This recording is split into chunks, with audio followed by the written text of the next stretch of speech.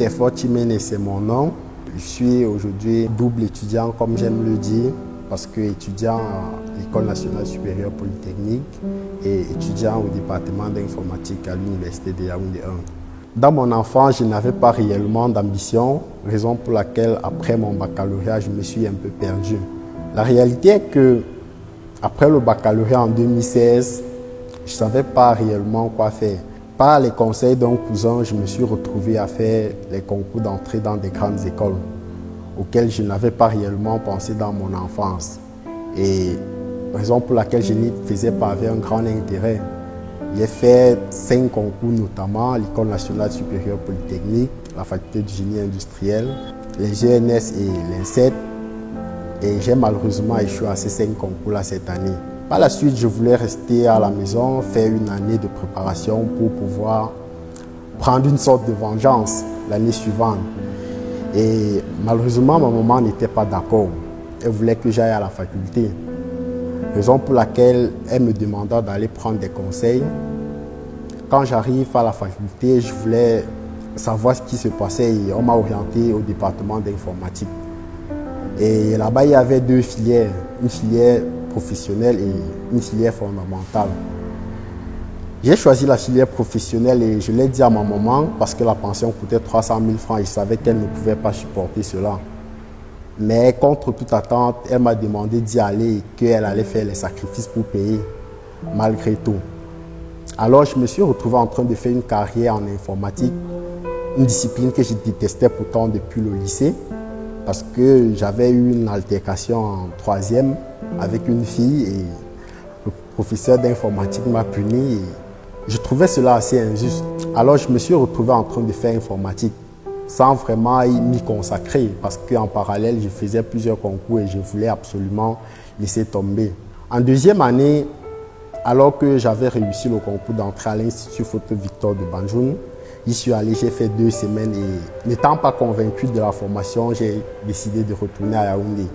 Et un jour en classe, quelqu'un nous parlait d'un business où il fallait investir une certaine somme, suivre une formation et à la fin, avoir une rémunération presque 5 fois supérieure à la somme qu'on avait investie au départ. J'ai mis mon argent dedans et je suis passé de presque 62 500 au million de francs CFA. Ceci à 19 ans seulement. Après le million, je décide de réinvestir et malheureusement, cette structure-là est fermée. Ayant atteint ce standing de vie, il fallait à tout prix que je continue à gagner de l'argent. Raison pour laquelle je lisais tout ce qu'il y avait sur Internet et qui expliquait comment l'on pouvait faire pour gagner de l'argent, que ce soit des articles, des vidéos YouTube. Quand je le faisais, j'ai découvert peu à peu l'entrepreneuriat et autour de moi, mes camarades ne s'y consacraient pas réellement. Après tous ces échecs-là, j'ai décidé que mon petit frère ne devait pas passer par là. Raison pour laquelle, quand il n'était qu'en classe de première, je commence à l'orienter et après son baccalauréat, il a réussi un concours d'entrer dans une grande école, ce qui était tout à fait mon rêve. Il y a eu mon petit frère et il y a eu mon cousin par la suite. Et aujourd'hui, observant tous ces phénomènes-là, je pense qu'il est important qu'un élève qui ait le baccalauréat sache ait quand même une vision de ce qu'il est possible de faire avec le baccalauréat qu'il a eu.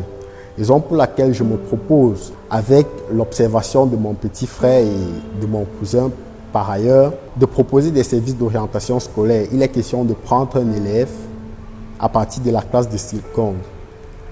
Quand il choisit sa filière, il doit déjà avoir une grande idée, une idée de ce qu'il fera par l'avenir.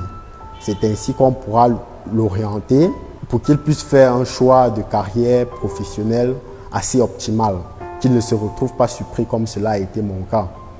Et les étudiants, quand je commence à m'intéresser à tout ce qui est entrepreneuriat, je me rends compte que beaucoup ne s'y intéressent pas réellement. Il est question aujourd'hui de montrer aux étudiants que cette voie-là de avoir un diplôme, trouver un bon emploi, assurer son avenir et celui de sa progéniture, ce n'est plus la voie idéale quand on regarde la situation économique de notre pays.